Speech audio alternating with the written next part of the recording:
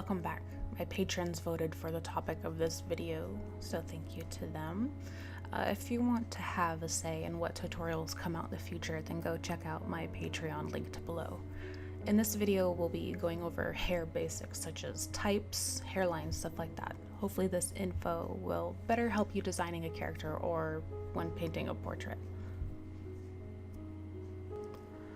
We'll start off by talking about hair types. There are 4. Types 2, 3, and 4 have subcategories that further detail slight differences in hair within that range. I won't be going into the subcategories, but it is good to know the 4 basic hair types, as this does help you know how to shade them and how to highlight them correctly. This is hair type 1. It's straight hair. It's the most shiny because it is the most oily, therefore it tends to look dirty pretty fast. When drawing this hair, it's good to keep in mind that it drapes like a fabric. It kind of takes on the shape of what it's flowing over. Here is hair type number 2, wavy. It can range from loose beachy waves to a little bit tighter waves such as these. Either way, it makes for some really fun opportunities for highlighting.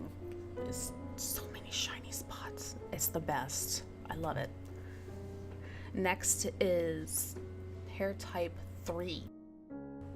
Depending on the subcategory of type 3 hair, the curls tend to follow like anywhere from a looser to a tighter S or Z shape.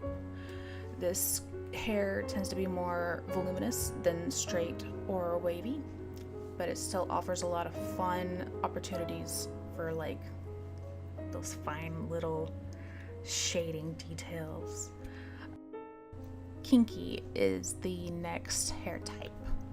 The pattern is tightly curled or coiled, or it can also have no particular curl pattern. It's super duper fun. There aren't as many highlights, but there are many great opportunities for designs and shadows with the textures. Next, we're going to be talking about hairlines. The hairline typically follows a loose-ish rule. Feminine tends to be more rounded, whereas masculine is more square, just as when you're drawing a face. But, of course, there are exceptions and everyone is different, so don't feel the need to limit yourself. Speaking of hairlines, there's the widow peak and receding hairlines. Both of these can apply to round and square hairlines, so feel free to have fun. A note about receding hair: it tends to go back like kind of like horns. I always had an uncle that called his bald spots horns. Another bit on hairlines is baby hairs. These are super cute, and there's so many awesome ideas out there. As you can see, some folks get incredibly creative and make wonderful designs. I highly recommend going and looking up ideas for inspiration. You will not run out of references. Let me throw in some quick side notes for y'all. Hair, even the most sleek and well-groomed, has flyaways. Don't be afraid to draw some hairs poking out here and there. It makes the painting feel less plastic and gives it a kind of a real feel. And of course, I have to mention this as it really drives me nuts. Dead hair. Most artists draw dead hair, like hair on a corpse or a zombie, as pale, like whitish. That isn't always the case. Hair color is determined by 2 types of melanin.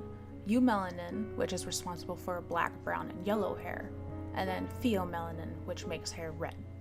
The pheomelanin is more stable than eumelanin, so when corpses rot, the people that had darker hair in life tend to have a red tint to the hair as the eumelanin breaks down after death, which is why you see a lot of mummies with red hair.